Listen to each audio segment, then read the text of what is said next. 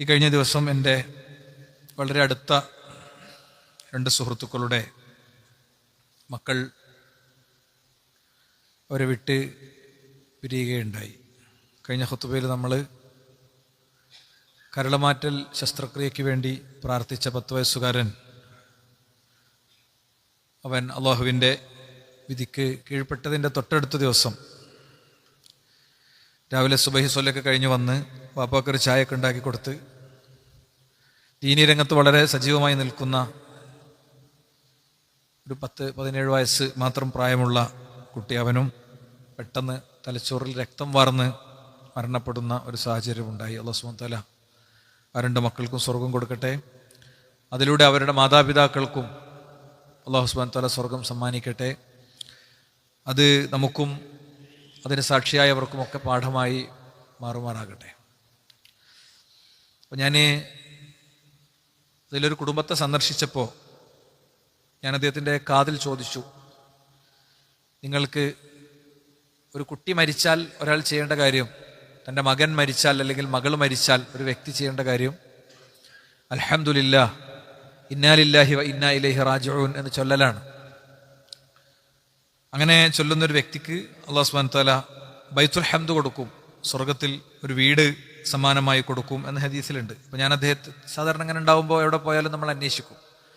ഈ മരണ വീട്ടിലും രോഗസന്ദർശനത്തിനൊക്കെ പോകുമ്പോൾ ആളുകൾ പൊതുവെ ശ്രദ്ധിക്കുന്ന കാര്യം എന്താ, ഒക്കെ എടുത്ത് വൈകി പുറത്തേക്കിറങ്ങാനായ മയ്യത്ത് വീണ്ടും അയച്ച് കാണുന്ന തിരക്കായിരിക്കും ഉണ്ടാകുക. മയ്യത്ത് ഉള്ളൊരു സ്ഥലത്ത് ചെന്നാൽ മയ്യത്ത് കാണാനുള്ള തിരക്കാണ് ആൾക്കാർ ചെയ്യുക. ആ മയ്യത്തിൻ്റെ ജനാസയിൽ പങ്കെടുത്ത് പൂർണ്ണമായും അവിടെ നിന്ന് തസ്ബീത്തൊക്കെ ചൊല്ലി ആ കുടുംബത്തെ അവിടെ വീട്ടിലാക്കി ആശ്വസിപ്പിച്ച് അവരെ ചേർത്ത് പിടിച്ച്, ഇതൊക്കെയാണ് ഒരു മരണ വീട്ടിൽ ചെയ്യേണ്ടത്. പക്ഷെ അതല്ല പലപ്പോഴും നടക്കുക. അപ്പം ഞാൻ അദ്ദേഹത്തോട് ഇങ്ങനെ കാതിൽ ചോദിച്ചു, നിങ്ങൾ അൽഹംദുലില്ലാഹി ഇന്നാ ലില്ലാഹി വ ഇന്നാ ഇലൈഹി റാജിഊൻ ചൊല്ലിയില്ലേ രണ്ടാളും? അപ്പോൾ അദ്ദേഹം പെട്ടെന്ന് എന്നോട് പറഞ്ഞു, മൗലവി എങ്ങനെ നോക്കിയിട്ടും കുട്ടി മരിച്ചതിന് ഒരു അൽഹംദുലില്ലാഹ് എന്ന് മനസ്സറിഞ്ഞ് പറയാൻ പറ്റുന്നില്ല. അൽഹംദുലില്ലാഹി ഇന്നാ ലില്ലാഹി വ ഇന്നാ ഇലൈഹി റാജിഊൻ എന്നൊക്കെ ചൊല്ലി, പക്ഷേ കുട്ടി മരിച്ചതാണല്ലോ. അപ്പോൾ എന്തുകൊണ്ടാണെന്നറിയില്ല, ഞാൻ വൈഫിനോടും ചോദിച്ചു. അപ്പോൾ വൈഫും ഇതേ മറുപടിയാണ് പറഞ്ഞത് എന്നാണ്. അപ്പോൾ അതുകൊണ്ട് തന്നെ അവരോട് ആ സമയത്ത് പങ്കുവെച്ച കാര്യങ്ങളാണ് ഇന്ന് നമ്മൾ ഖുതുബയിൽ പറയാൻ വിചാരിക്കുന്നത്. എന്തുകൊണ്ട് നമ്മുടെ കുഞ്ഞ് മരണപ്പെട്ടാൽ നമുക്ക് അൽഹംദുലില്ലാഹ് പറയാൻ കഴിയും എന്നത് കൃത്യമായ ബോധ്യം നമ്മുടെ ഉള്ളിലേക്ക് എത്തേണ്ട ഒരു കാര്യമാണ്. മക്കൾ മരണപ്പെട്ടിട്ടില്ലെങ്കിലും ആ ബോധ്യമുണ്ടെങ്കിൽ ആ ബോധ്യത്തിന് വലിയ പുണ്യമുണ്ട്. ഇനി എങ്ങാനും അവരെ വഴിമധ്യേ നമുക്ക് നഷ്ടപ്പെട്ടാൽ, അങ്ങനെയാണല്ലോ വിശ്വാസമൊക്കെ ഉറപ്പിക്കേണ്ടത്. ഞാൻ എൻ്റെ ഈദിന് നടത്തിയ ഖുതുബ യഖീനിനെ കുറിച്ചായിരുന്നു. ഞാൻ എൻ്റെ കഴിഞ്ഞ ഖുതുബയിലും അത് പരാമർശിച്ചു. എന്തുകൊണ്ട് യഖീന് ബോധ്യം ഉള്ളിലുണ്ടാകണമെന്ന് ചോദിച്ചു കഴിഞ്ഞാൽ, പരീക്ഷണമോ അപകടമോ പ്രതിസന്ധിയോ രൂപപ്പെടുമ്പോഴാണ് യഥാർത്ഥത്തിൽ അത് നമുക്ക് ഉപകാരപ്പെടുക. കയ്യിൽ റെയിൻകോട്ട് വെക്കുന്നത് എപ്പോഴും മഴ പെയ്യുമെന്ന് വിചാരിച്ചിട്ടല്ല. മഴയായി ആകാശം പെയ്തിറങ്ങുമ്പോൾ ഞാനും എൻ്റെ വസ്ത്രവും എൻ്റെ പുസ്തകവും എൻ്റെ രേഖകളും ഒന്നും അതിൽ നനഞ്ഞു കുതിരാൻ പാടില്ല എന്നുള്ള ബോധ്യം കൊണ്ടാണ്. ഹെൽമറ്റ് ധരിക്കുന്നത് ആ ഒരു ഇഷ്യൂ വരുമ്പോൾ അതിനെ ഫേസ് ചെയ്യാനാണ്. എന്ന് പറയുന്നത് പോലെ വിശ്വാസത്തെ ദൃഢീകരിച്ചു വെക്കുന്നത്, കൺഫ്യൂഷനുകളെ മുഴുവൻ ക്ലിയർ ചെയ്ത് ഒരു ശക്തമായ വിശ്വാസത്തിൻ്റെ വക്താവായി ഹൃദയത്തിൽ ഉറച്ച നിലപാടുള്ള ആളായി മാറുന്നത്, തീർച്ചയായും അത് നമ്മൾ ഓരോ കാര്യങ്ങളും അഭിമുഖീകരിക്കേണ്ട ഒരു സമയം വരുമ്പോൾ അതിനെ അഭിമുഖീകരിക്കാൻ വേണ്ടി തന്നെയാണ്. ഈ കുട്ടികൾ മരിക്കുന്ന വിഷയം പറഞ്ഞപ്പോൾ അള്ളാഹുവിൻ്റെ റസൂല് അള്ളാഹുവിൻ്റെ വാക്കെടുത്ത് ഉദ്ധരിച്ചു. എന്താണ്? സമറത്തു ഫുആദിഹി, അവൻ്റെ ഹൃദയത്തിൻ്റെ അവൻ്റെ ഹൃദയത്തിൻ്റെ ഫലമായ, അവൻ്റെ ഹൃദയത്തിൻ്റെ വിഭവമായ കുഞ്ഞിനെയാണ് ഞാൻ മരിപ്പിച്ചത് എന്ന പ്രയോഗമാണ്. അപ്പോൾ ഒരു കുട്ടി മരിക്കുമ്പോൾ അത്രയും വലിയ വിഷമങ്ങളൊക്കെ ഒരു വ്യക്തിയെ സംബന്ധിച്ചിടത്തോളം ഉണ്ടാകും. അപ്പോൾ ആയുസ്സിൽ കുട്ടികൾ പ്രസവിച്ചോടനെ മരിച്ചവരും പിന്നീട് നഷ്ടപ്പെട്ടവരും ഒക്കെ ഉണ്ടാവും. അങ്ങനെ ഉണ്ടായ ആളുകൾക്കൊക്കെ അവരൊക്കെ അവരുടെ ജീവിതത്തിൽ ഇങ്ങനെ അൽഹംദുലില്ലാഹ് അള്ളാഹു പടച്ചോനെ നിനക്കാണ് സ്തുതി, ഇന്നാ ലില്ലാഹി വ ഇന്നാ ഇലൈഹി റാജിഊൻ, നമ്മളെല്ലാവരും അള്ളാഹുവിൽ നിന്നുള്ളതാണ്, നമ്മൾ അള്ളാഹുവിലേക്ക് മടങ്ങേണ്ടതാണ് എന്ന ഒരു ഉൾക്കൊണ്ട മനസ്സോടെ നമ്മൾ ചൊല്ലിയിട്ടുണ്ടോ എന്ന് ഓരോരുത്തരും പരിശോധിക്കുക. ഇനി അതിൻ്റെ കാരണങ്ങൾ നമ്മൾ എടുത്തു കഴിഞ്ഞാൽ, ഒന്ന്, അല്ലാഹു സുബ്ഹാനഹു വ തആല നമുക്ക് തന്നത്, റബ്ബാണല്ലോ തന്നത്. റബ്ബ് തന്നപ്പോൾ സ്വീകരിച്ച അതേ മനോഭാവത്തോടു കൂടെ തിരിച്ചു കൊടുക്കാൻ ഒരു വിശ്വാസിക്ക് പറ്റണം. റബ്ബ് തന്നത് എന്തിനാണ്? പരീക്ഷിക്കാനാണ്. ഇന്നമാ അംവാലുക്കും ഔലാദുക്കും ഫിത്ന, നിങ്ങളുടെ സമ്പത്താണെങ്കിലും നിങ്ങളുടെ സന്താനങ്ങളാണെങ്കിലും നിങ്ങൾക്ക് പരീക്ഷണമാണ്. ആ പരീക്ഷണത്തിൽ വിജയിച്ചാൽ വല്ലാഹു ഇൻദഹു അജ്റുൻ അദീം, അള്ളാഹുവിൻ്റെ അടുത്താണ് മഹത്തായ പ്രതിഫലം ഉള്ളത് എന്നാണ്. അപ്പൊ കയ്യിൽ മാസം കിട്ടുന്ന ശമ്പളം, നമുക്ക് കൃഷിയിൽ നിന്ന് കിട്ടുന്നത്, കച്ചവടത്തിൽ നിന്ന് കിട്ടുന്നത് ഒക്കെ നമുക്കുള്ള പരീക്ഷണമാണ്. നമുക്ക് പഠിച്ചോൻ തരുന്ന പരീക്ഷണമാണ്. നമ്മുടെ ഇൻകം നമുക്കുള്ള പരീക്ഷണമാണ്. അതുകൊണ്ട് എങ്ങനെയൊക്കെ ചെലവഴിക്കും, എന്തൊക്കെ ചെയ്യും, ഏതിലേക്കൊക്കെ കൊടുക്കും, എങ്ങനെയൊക്കെ നിർവഹിക്കും, എവിടെയൊക്കെ പിടിച്ചു വെക്കും, എവിടെയൊക്കെ പിശുക്കും, എവിടെയൊക്കെ ദുറുത്ത് കാണിക്കും, അതുണ്ടായിട്ടും ഇല്ലെന്ന് ആരോടൊക്കെ പറയും എന്നൊക്കെ നോക്കാൻ വേണ്ടി തന്നതാ. അതിനെയാണ് മക്കളെ കാര്യത്തിലുള്ള ലക്ഷ്യം, അല്ലേ? മക്കളും നമുക്ക് പരീക്ഷണമാണ്. അപ്പൊ ആ പരീക്ഷണം ചിലപ്പോൾ എന്ത് ചെയ്യും, മക്കളെ വളർത്താൻ തന്നിട്ട്, വളർത്തി വലുതാക്കാൻ അവസരം തന്നിട്ട് പരീക്ഷിക്കും. ചിലപ്പോൾ എന്ത് ചെയ്യും, പടച്ചോൻ വഴിമധ്യേ തിരിച്ചു വിളിക്കും. അപ്പോ പടച്ചോൻ തന്ന അതേ മനസ്സോടു കൂടെ തിരിച്ചു കൊടുക്കാൻ ഒരു വിശ്വാസിക്ക് പറ്റും, അല്ലേ? ലില്ലാഹി മുൽക്കു സമാവാതി വൽ അർദ്, ആകാശഭൂമികളുടെ അധിപൻ അള്ളയാണ്. യഖ്ലുഖു മാ യശാ യഹബു ലിമൻ യശാ ഇനാസൻ വയഹബു ലിമൻ യശാ ദുകൂറ. യഖ്ലുഖു മാ യശാ, അവൻ ഉദ്ദേശിക്കുന്നതൊക്കെ ഉണ്ടാക്കും. പിന്നെ യഹബു ലിമൻ യശാ ഇനാസൻ, കുറെ ആളുകൾക്ക് പടച്ചോൻ പെൺകുട്ടികളെ കൊടുക്കും, കുറെ ആളുകൾക്ക് പടച്ചോൻ ആൺകുട്ടികളെയും കൊടുക്കും. അപ്പൊ എന്താ ഒന്നാമത്തെ ഉത്തരം? കുട്ടി മരിച്ചാൽ ഒരു വ്യക്തിക്ക് നിങ്ങളെ മോന് മരിച്ചിട്ടോ പോയിട്ടോ എന്ന് പറഞ്ഞു കഴിഞ്ഞാൽ അൽഹംദുലില്ലാ, അള്ളാഹുവിനാണ് സ്തുതി എന്ന് പറയാനുള്ള സംഭവം എന്താ? ഈ കുട്ടിനെ കിട്ടിയപ്പോഴും അൽഹംദുലില്ലാ എന്നാ പറഞ്ഞത്. അതുകൊണ്ട് കുട്ടിനെ തിരിച്ചു കൊടുക്കുമ്പോഴും അൽഹംദുലില്ലാ എന്ന് പറയണം. എന്റെ പരീക്ഷണത്തിൽ പരാജയപ്പെടും മുമ്പ് എനിക്ക് അവനെ തിരിച്ചു കൊടുക്കാൻ പറ്റിയല്ലോ, ഇനി ഈ നിലപാട് കൊണ്ട് ഞാൻ വിജയിക്കണം എന്ന് ഒരാൾക്ക് ചിന്തിക്കാൻ പറ്റണം. അതുകൊണ്ടാണ് ഈ സ്വഹാബത്തിന്റെ ഒക്കെ ചരിത്രം എടുത്ത് നമ്മൾ പരിശോധിക്കുമ്പോൾ, അല്ലെങ്കിൽ സലഫുകളുടെ ഒക്കെ ചരിത്രം എടുത്ത് പരിശോധിക്കുമ്പോൾ, അവരുടെയൊക്കെ മരണത്തിന് ശേഷം അവരുടെ മക്കളെക്കുറിച്ചും ആ മരണത്തെയൊക്കെ അവർ കൈകാര്യം ചെയ്ത രീതി കാണുമ്പോൾ നമുക്ക് അത്ഭുതപ്പെടും. അബൂ ത്വൽഹത്തുൽ അൻസാരി ഒരു കച്ചവടത്തിന് പോവുകയാണ്. നമ്മളെ പോലെ അല്ലല്ലോ, അവര് കച്ചവടത്തിന് പോണത് എങ്ങനെ? ഒട്ടകത്തിലോ കുതിരപ്പുറത്തോ നടന്നിട്ടോ ഒക്കെയാണ് പോണത്. വീഡിയോ കോളിൽ സംസാരിക്കാനും വാട്സാപ്പ് മെസ്സേജ് അയക്കാനൊന്നുള്ള ഓപ്ഷനൊന്നുമില്ല.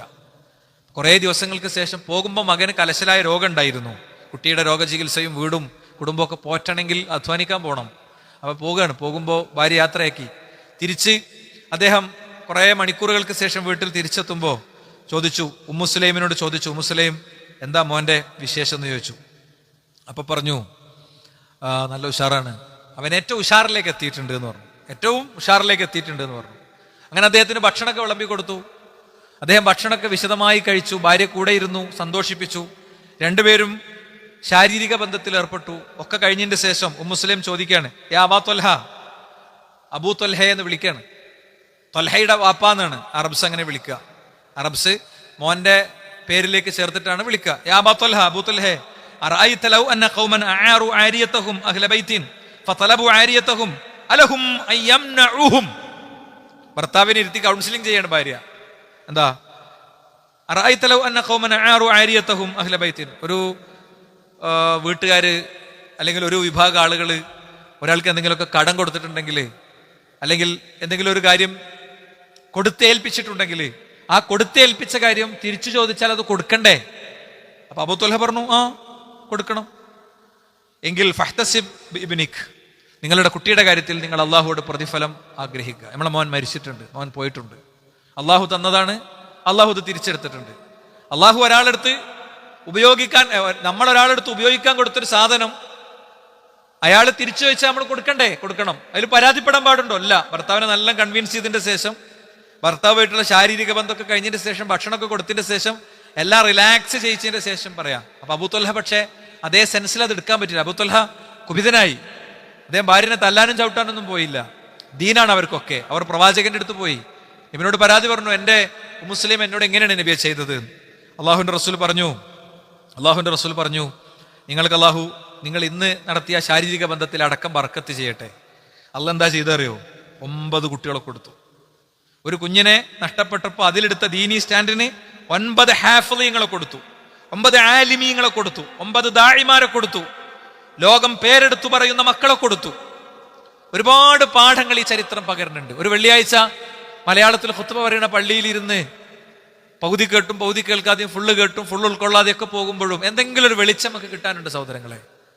ഭാര്യ ഭർത്താവും പ്രശ്നങ്ങളെ എങ്ങനെയാണ് അഭിമുഖീകരിക്കേണ്ടത് എന്നതിലുണ്ട്. അങ്ങോട്ടും തച്ച് തീർക്കലല്ല, ആക്ഷേപിച്ച് തീർക്കലല്ല, തർക്കിച്ച് തീർക്കലല്ല.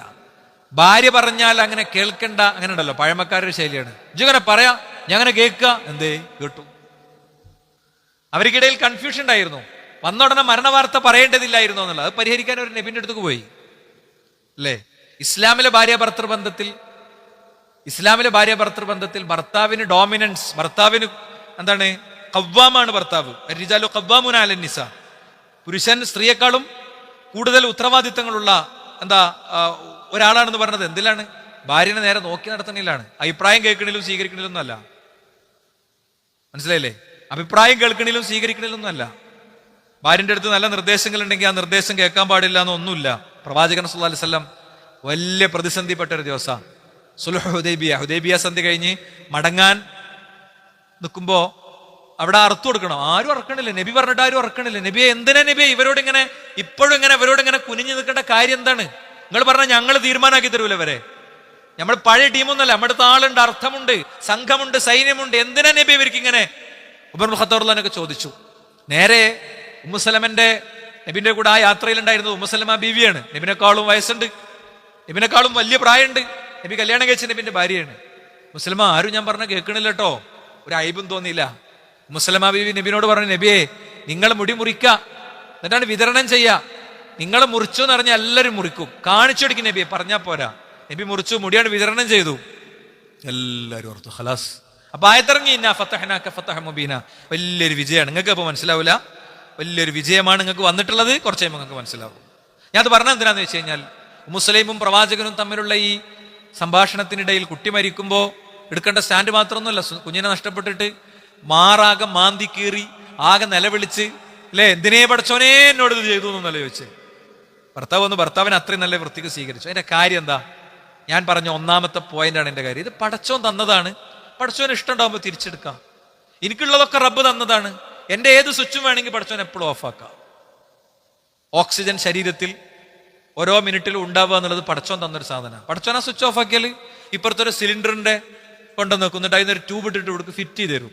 എല്ലാ സ്വാതന്ത്ര്യങ്ങളും അവസാനിക്കും. എത്രയോ മനുഷ്യന്മാരുണ്ട് അങ്ങനെ ജീവിക്കണവര്. അള്ളാഹു അവർക്കൊക്കെ അവരുടെ ഹൃദയത്തിൽ ഈമാനിനെ കൊടുക്കട്ടെ എന്ന് നമുക്ക് പ്രാർത്ഥിക്കാം അല്ലേ? അതല്ല, ഈ കിഡ്നി പോയി ഡയാലിസിസ് മെഷീന്റെ അടുത്ത് അങ്ങനെ കിടക്കും. അത്രയല്ലേ ഉള്ളൂ. പടച്ചോൻ ഓഫാക്കിയത് ഓഫായിട്ട് അവിടെ കിടക്കും. അപ്പൊ ഒന്നാമത്തെ ഉത്തരം അതാണ്. ഇനി രണ്ടാമത്തെ ഉത്തരം എന്താ അറിയോ? രണ്ടാമത്തെ ഉത്തരം അള്ളാഹു ആ മാതാപിതാക്കളോട് കാണിക്കുന്ന കാരുണ്യമായിരിക്കും ചിലപ്പോൾ. നോക്ക് നമ്മൾ ഖളിർ അലൈഹിസ്സലാമയും വേറൊരു നബിയും ഒന്നിച്ചൊരു യാത്ര പോയല്ലോ. ഖളിർ അലൈഹിസ്സലാമയും മൂസാ നബി അലൈഹി ഇസ്ലാമയും ഒന്നിച്ചൊരു യാത്ര പോയി. വഴിമധ്യേ ഒരു കുട്ടിയെ അടിച്ചു കൊന്നു അല്ലേ? ഒരു കുട്ടിയെ അടിച്ചു കൊന്നു. അതിന് നമുക്ക് കിട്ടേണ്ട പാടെന്താ? കുട്ടിനെ അടിച്ചു കൊല്ലാന്നല്ല, ഞമ്മക്ക് കുട്ടിനെ അടിച്ചു കൊല്ലാന്നല്ല. അവിടെ എന്തിനാ കൊന്നത്? ഈ കുട്ടി വളർന്നാൽ ഇവരുടെ മാതാപിതാക്കൾക്ക് ഈ കുട്ടി ദോഷമായി മാറുന്ന അവരുടെ ഈമാനിനെ ബാധിക്കുന്ന അവസ്ഥ ഉണ്ടാകും. ചിലപ്പോ ഒരു കുഞ്ഞിനെ അല്ലാഹു സുബ്ഹാനഹു വ തആല പിൻവലിക്കണം എന്തിനായിരിക്കും? ഈ മാതാപിതാക്കളുടെ ഈമാൻ കാക്കാനായിരിക്കും. ഈ മോൻ വളർന്നപ്പം വേറെന്തോ ഒരു സാധനമായി ഇവരുടെ തന്നെ ഈമാൻ ചിലപ്പോൾ നഷ്ടപ്പെട്ടേക്കാം. അപ്പൊ അവനിപ്പോ നല്ല നിലക്ക് അവന് എന്താ പറയാ, ശരീഅത്തിന്റെ വിധികളൊന്നും ബാധകമല്ലാത്ത കാലത്ത് 3-ാം വയസ്സിലോ 4-ാം വയസ്സിലോ 5-ാം വയസ്സിലോ 9-ാം വയസ്സിലൊക്കെ ഓനോട് പോകുമ്പോൾ എന്താ വിചാരിക്കണ്ടേ? ശരിക്കും എൻ്റെ പടച്ചോൻ എന്നോട് കാരുണ്യാണ് ചെയ്ത്. കാരണം ഇവിടെ പേര് കേട്ട റൗഡികളും ഗുണ്ടകളൊക്കെ ഉണ്ട്. 52 വെട്ടണോലും മനുഷ്യനെ റോട്ടിലിട്ട് വെട്ടിക്കൊല്ലണോലൊക്കെ ഉണ്ട്. ഓരൊക്കെ അമ്മാന്റെ പള്ളിയിൽ നിന്ന് വന്നു തന്നെയാണ്. അങ്ങനത്തെ ഒരു മോന്റെ പേരിൽ അറിയപ്പെടേണ്ടി വന്നില്ലല്ലോ. ആലോചിക്കാൻ കഴിയണം നമുക്ക്. ഇങ്ങനെയാണ് പടച്ചോൻ വിധിച്ചതെങ്കിൽ ഞാൻ എന്ത് ചെയ്യും?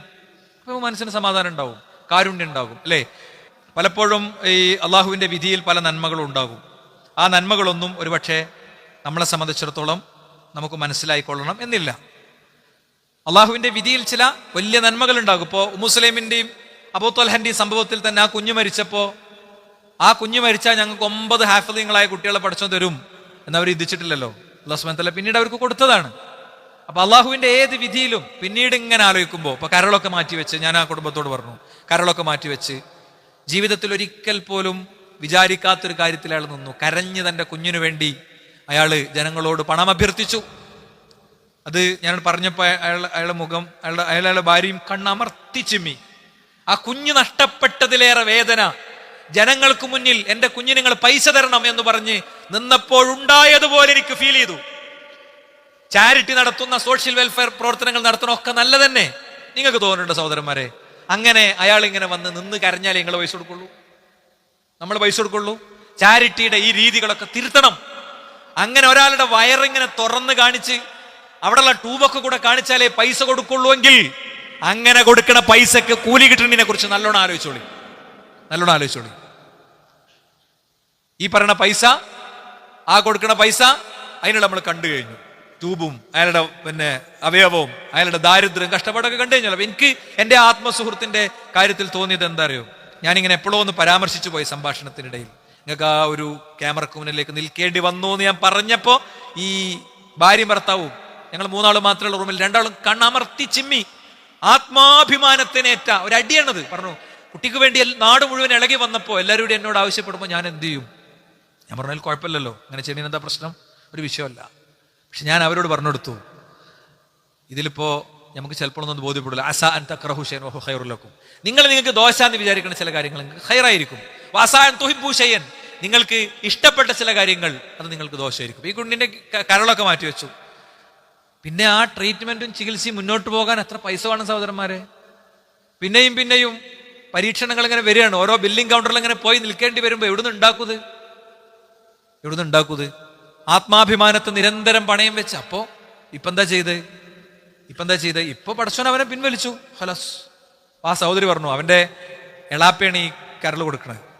ഡോക്ടർ ഇത് പറഞ്ഞു കഴിഞ്ഞപ്പോ അയാൾ തീരുമാനിച്ചു, ഞാനാണ് കൊടുക്കണത്. കുടുംബത്തേക്ക് അയാൾ ഉപദേശിച്ചു, എല്ലാരെയും പറഞ്ഞു ബോധ്യപ്പെടുത്തി, കടന്നു കൊടുത്തു അയാൾ. അത്രേ ഉള്ളൂ. ഞാൻ എൻ്റെ സദസ്സിനോട് പറയണേ, ഇങ്ങനത്തെ വൈകാരികമായ തീരുമാനങ്ങൾ എടുക്കുന്നിടത്ത് കുടുംബങ്ങൾ മാത്രമല്ല ചർച്ചയിൽ പങ്കെടുക്കേണ്ടത്. ഹോസ്പിറ്റൽ തീരുമാനിക്കുന്നിടത്ത് അതൊരു അസ്ലാണ്. ഹോസ്പിറ്റലുകളൊക്കെ പൊതുവേ അതിനൊരു വ്യവസായത്തിന്റെ തലമുണ്ട്. നിഷേധിച്ചിട്ട് കാര്യമില്ല, പച്ചക്ക് വരാതിരുന്നിട്ടും കാര്യമില്ല. ഇനി കൂടുക, അമേരിക്കയിലും യൂറോപ്പിലുള്ള വമ്പൻ കമ്പനികൾ വന്ന് നമ്മളെ നാട്ടിലെ ഹോസ്പിറ്റലുകളൊക്കെ പർച്ചേസ് ചെയ്ത് കഴിഞ്ഞു. ഇവിടുത്തെ ട്രീറ്റ്മെന്റ് എക്സ്പെൻസ് ഭീകരമാകാൻ പോവാണ്. നമ്മളുടെ ഫേസ്ബുക്ക് ഐഡികളിലും നമ്മൾക്ക് സംസാരിക്കാവുന്നിടത്തൊക്കെ പറയേണ്ടത് അതാണ്. അതിന്റെ പരിഹാരങ്ങളെ കുറിച്ചാണ്, അത്തരം കാര്യങ്ങളെ കുറിച്ചാണ് നമ്മൾ സംസാരിക്കേണ്ടത്. പൊതു ഇടത്തിൽ ജീവിക്കുന്ന ആളുകൾ എന്നുള്ളത് ഞാൻ പറയണേ. അങ്ങനെ നമുക്കൊരു ഇഷ്യൂ വന്നു കഴിഞ്ഞാൽ ആ ഇഷ്യൂ അപ്പടെ തീരുമാനമാക്കണം, 10 മിനിറ്റ് ഉണ്ടാക്കണം, അങ്ങനെയൊക്കെ പറയും. ചിലതൊക്കെ ജനുവിനായിരിക്കും കേട്ടോ. പക്ഷെ അതിലൊക്കെ കൃത്യമായ ചർച്ച വേണം. പല ഹോസ്പിറ്റലുകളുണ്ട്, പല സാഹചര്യങ്ങളുണ്ട്, പലരോടും ഡിസ്കസ് ചെയ്യാൻ പറ്റും. പല ഡോക്ടേഴ്സിനും പല നിരീക്ഷണങ്ങളായിരിക്കും. അപ്പൊ ആ സഹോദരി എന്നോട് പറഞ്ഞൊരു കാര്യമുണ്ട്, ഈ അവന് മരണമാണ് ഖൈറെങ്കിൽ ഈ കരളെടുക്കണീന്റെ മുമ്പ് പടച്ചോനെ എൻ്റെ കുട്ടിനെ നീ കൊണ്ടുപോയിക്കോ എന്ന് ഞാൻ പറഞ്ഞു. ഏതുമ്മാക്ക് അങ്ങനെ പറയാൻ പറ്റുക?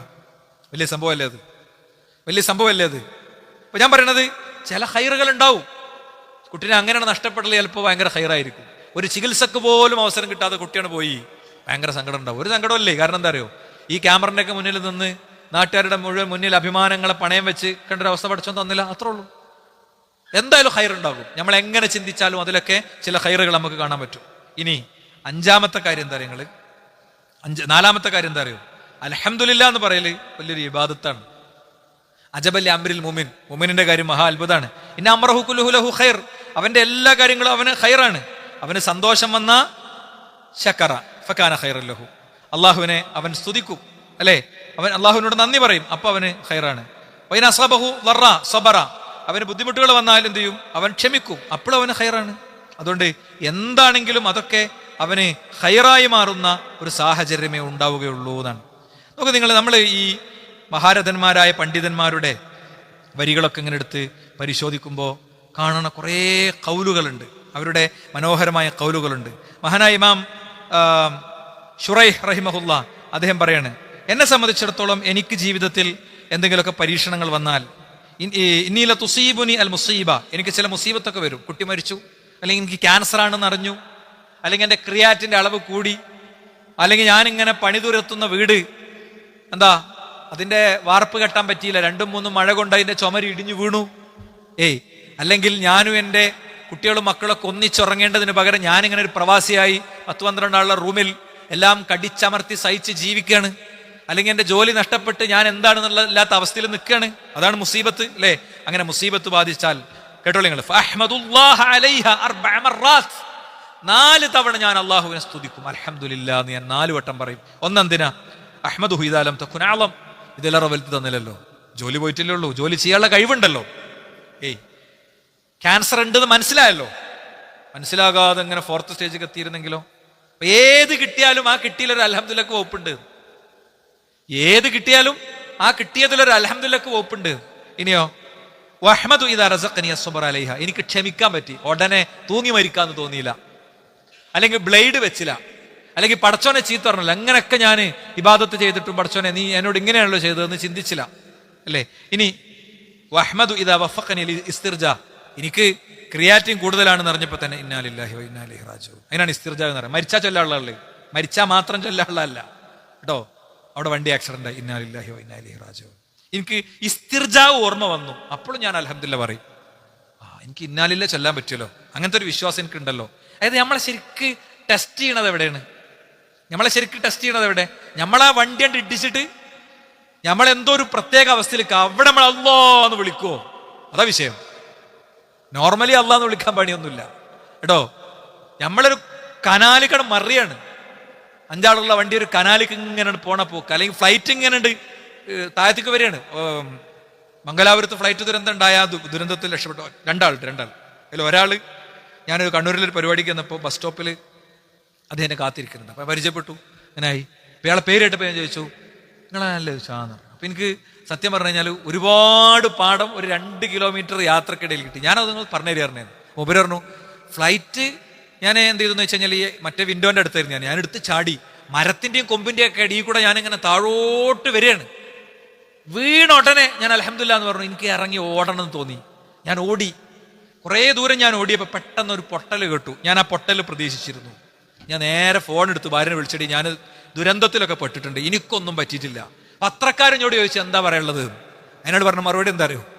ഞാൻ ആ ദുരന്തം ഉണ്ടായപ്പോൾ അള്ളാനെ മാത്രമേ വിളിച്ചുള്ളൂ, അള്ളാനെ വിളിച്ചാൽ അള്ളാഹ് രക്ഷിക്കുമെന്ന് എനിക്ക് പ്രായോഗികമായിട്ട് മനസ്സിലായില്ലേ? അത്രേ ഉള്ളൂ. അവിടെ നമ്മളെ വിശ്വാസം പരീക്ഷിക്കപ്പെടുന്ന സ്പേസാണ്. നമ്മളെ കുട്ടി മരിക്കുക, നമുക്ക് ദുരന്തങ്ങൾ ഉണ്ടാകുക, നമ്മളെ മോനെ പറ്റി ഒരു മോശം വാർത്ത കേൾക്കുക, അതൊക്കെ എന്താ ദുരന്തങ്ങളുടെ കാര്യമാണ്. ഞാൻ എൻ്റെ കഴിഞ്ഞ ഖുത്ബയിൽ പറഞ്ഞ മനുഷ്യൻ്റെ ഒരു വോയിസ് ഇന്ന് എൻ്റെ ഫോണിൽ വന്ന് കിടക്കുന്നുണ്ട്. നിങ്ങൾ അദ്ദേഹത്തിൻ്റെ മോനെ വേണ്ടി പ്രാർത്ഥിക്കണം. അവൻ അവിടെ ഒഴിവാക്കി നാട്ടിൽ വന്നിപ്പോൾ വൈകുന്നേരം ഞാൻ അവനോട് സംസാരിക്കുന്നുണ്ട്. അല്ലാഹു ശരിക്കും ആ കുട്ടിയോട് സംസാരിക്കാനുള്ള ഒരു തൗഫീഖ് പ്രദാനം ചെയ്യട്ടെ, അവനെ തിരിച്ചു കൊണ്ടുവരണേ നമുക്ക്. അവൻ പറഞ്ഞു, ഈ പയ്യൻ മരിച്ചതിനെ കുറിച്ച് പറഞ്ഞു, നല്ല നല്ല കുട്ടികളൊക്കെ പടച്ചവൻ കൊണ്ടുപോവുകയാണ്, നമുക്കുള്ളതൊക്കെ നമുക്ക് പരീക്ഷണത്തിനായി ഇവിടെ ബാക്കി വെക്കുകയാണ്, അത്രേ ഉള്ളൂ. അതിലും അദ്ദേഹം ദീനാണ് മനസ്സിലാക്കുന്നത്. അങ്ങനെ ദീന് മനസ്സിലാക്കി പോകുമ്പോൾ ഒരു പ്രശ്നമല്ല. 4-ാമത്തെ ഹംദത്തിന് വാർജു ബിഹ സവാബ്, ഞാനതുകൊണ്ട് പ്രതിഫലം പ്രതീക്ഷിച്ചല്ലോ, ഞാൻ ഇസ്തിർജായ് ചൊല്ലിയല്ലോ, എനിക്ക് രോഗമുണ്ട് അതുകൊണ്ട് എനിക്കൊരു കൂലി കിട്ടാണ്ട് എന്ന് വിചാരിച്ചല്ലോ, അപ്പോൾ ഞാൻ അൽഹംദുലില്ലാഹ് പറയും. വഅഹ്മദു ഇദാ ലം തകുൻ ഫി ദീനി, അതെന്റെ ദീനിലല്ലെങ്കിൽ. എന്തെല്ലാം ഫിത്നയാണ് സോഷ്യൽ മീഡിയയിൽ പ്രചരിക്കണത് അല്ലേ? എന്തെല്ലാം ഫിത്ന നമുക്ക് തോന്നുന്നതല്ല. അറിവ് ഇസ്ലാമിലില്ല എന്നൊരു ചങ്ങാതി പ്രസംഗിക്കലുണ്ട്, അതിന് ഭയങ്കര ആയത്തോ ഹദീസൊക്കെ. അപ്പൊ അത് ശരിക്കും സൂക്ഷ്മമായി കേൾക്കാത്ത ആൾക്ക് ഭയങ്കര ഭംഗിയായിരിക്കും. ഒരു സെക്കുലർ സമൂഹത്തിൽ, ഒരു മതേതര സമൂഹത്തിൽ ഓൻ പറയണ ദീന് ഭയങ്കര സ്വീകാര്യമായ ദീനായിരിക്കും. വിളക്ക് കൊളുത്തുന്നോൽക്കോണെ കൊളുത്തണ്ടാത്തോൾക്ക് കൊളുത്തായിരിക്കണ്ട, എന്താ പഞ്ച് ഡയലോഗ് അല്ലേ? പക്ഷെ അതിന്റെ അസലെന്താ? ഇതൊക്കെ മത ആചാരങ്ങളുടെ ഭാഗമായിട്ടുള്ളതാണ്. അതേ വേദിയിൽ 2 റക്അത്ത് സുന്നത്ത് നിസ്കരിച്ച് ഞാനൊന്ന് ഉദ്ഘാടനം ചെയ്യട്ടെ പറഞ്ഞാൽ സ്വീകരിക്കോ? ഞാനൊന്ന് കുരിശു വരച്ചിട്ട് ഉദ്ഘാടനം ചെയ്യട്ടെ പറഞ്ഞാൽ സ്വീകരിക്കോ? പറ്റുമോ? അൽഫാത്തിഹ ഓതിയിട്ട് അങ്ങനെ ചെയ്യുന്നവരുണ്ടല്ലോ, പറ്റൂല. അതൊക്കെ ദീനാണ്, അതൊക്കെ മതാണ്. അപ്പോ ബഹുഭൂരിപക്ഷം വരുന്ന സമൂഹത്തിന്റെ മതത്തെ സംസ്കാരത്തിന്റെ പേരിൽ നമ്മളെ തലയിൽ കിട്ടുക. അപ്പൊ അത് വേണ്ടെന്നറിയുമ്പോ അതിനോട് പ്രതികരിക്കുമ്പോ ആ പ്രതികരണങ്ങളോട് ശാന്തമായി, വൈജ്ഞാനികമായി, ബുദ്ധിപരമായി, പ്രാമാണികമായി പ്രതികരിക്കാൻ പഠിക്കുക. ആരും അങ്ങനെ മൂക്കിൽ വലിക്കൊന്നുമില്ല. അതൊക്കെ പോട്ടെ പറഞ്ഞാൽ അടുത്തത് വരും. അടുത്തെന്താ? ഓൻ പള്ളിക്ക് പോണ ആളാണ്, ഓൻ നിസ്കരിക്കണ ആളാണ്, നാളെ വരാൻ പോണ അതാണ്. അവരൊക്കെ നിസ്കരിക്കുന്ന ടീമാട്ടോ, ശ്രദ്ധിക്കണം. അതാ വരാൻ പോണേ. ഓരോന്നിനും വാല് ചുരുട്ടിക്കൊടുത്ത് പിന്നോട്ട് പോന്നാൽ വരാൻ പോണേ. പറയേണ്ടിടത്ത് പറയേണ്ടത് പറയണ നിലപാടെന്ന് പറയാം, മനസ്സിലായില്ലേ? പറയേണ്ടിടത്ത് പറയേണ്ടത് പറയണ നിലപാടെന്ന് പറയാം.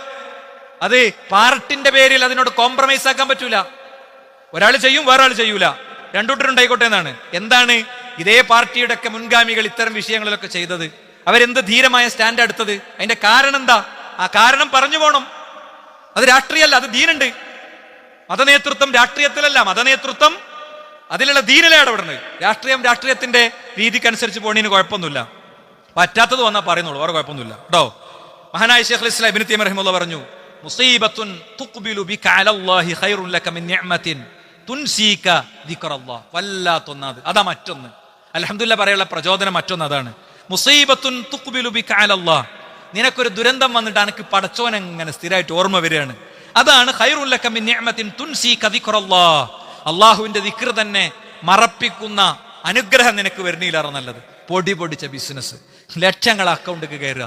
പക്ഷേ ലൊഹുർ അസർക്ക് കഴിഞ്ഞു, മഗ്‌രിബിക്ക് പോയി ഒറ്റടിക്കറ നിസ്കാരം. എന്താ കാര്യം? ഒരു കാര്യമല്ല എന്നാണ്. അപ്പൊ നിനക്കൊരു രോഗമുണ്ട്, ഒരു പരീക്ഷണമുണ്ട്, ഒരു പ്രശ്നമുണ്ട്, അള്ളാഹിനോട് നിരന്തരം വർത്താനം പറയാനുള്ള ഒരു സാഹചര്യം ഉണ്ട്, അതിനെ നീ ഖൈറായിട്ട് എടുത്തോ എന്നാണ്. മാത്രമല്ല ഇബ്നുൽ ഖയ്യിം റഹിമഹുല്ലാഹ് പറയാ, ലൗ കുശിഫ ലിൽ അബ്ദി ഹിക്മത്തുല്ലാഹി ഫീ മഖ്ദൂരിഹി, ഒരു വ്യക്തിക്ക് അല്ലാഹു സുബ്ഹാനഹു വ തആല അവൻ അള്ളാഹു നൽകിയ ഖദറിലുള്ള ഹിക്മത്തൊക്കെ വെളിപ്പെടുത്തി കൊടുത്താൽ ലറഅ അന്ന മഖ്താറല്ലാഹു ലഹു ഖൈറുൻ മിമ്മ ഖ്താറഹു ലിനഫ്സിഹി. എന്താണ്?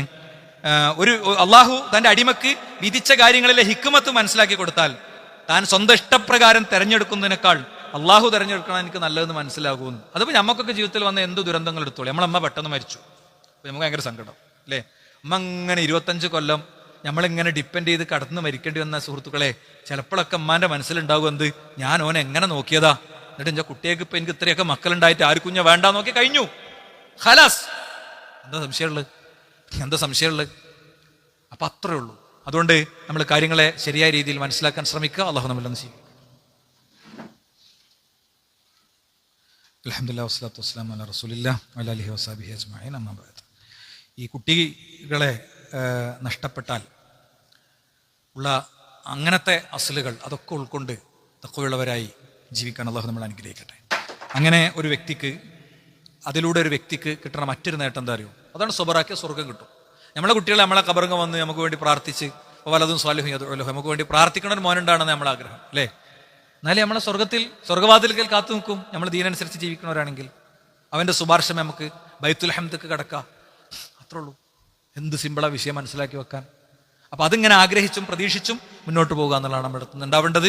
കാര്യങ്ങളെ ശരിയായ രീതിയിൽ മനസ്സിലാക്കുക.